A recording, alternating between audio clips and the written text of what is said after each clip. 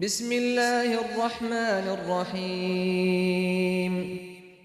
شروع اللہ کا نام لے کر جو بڑا مہربان نہایت رحم والا ہے۔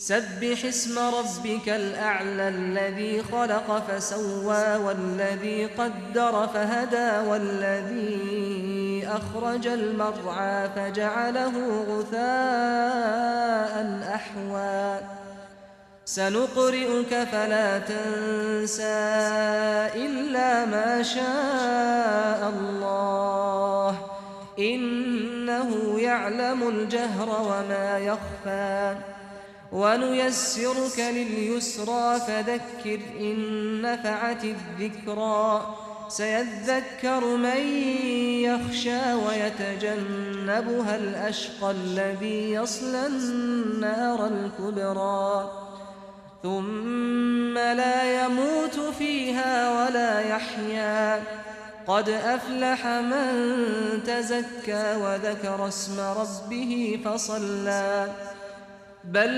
تؤثرون الحياة الدنيا والآخرة خير وأبقى إن هذا لفي الصحف الأولى صحف إبراهيم وموسى۔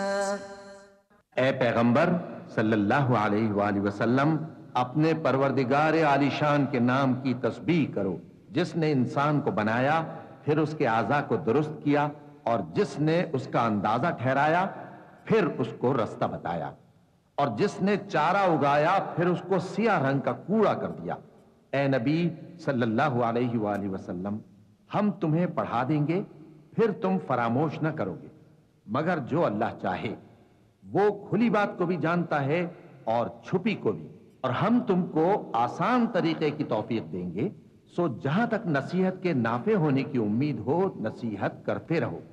جو خوف رکھتا ہے وہ تو نصیحت حاصل کرے گا اور بے خوف بدبخت اس سے کترائے گا۔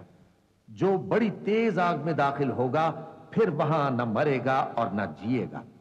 بے شک وہ مراد کو پہنچ گیا جو پاک ہوا اور اپنے پروردگار کا نام لیتا رہا اور نماز پڑھتا رہا۔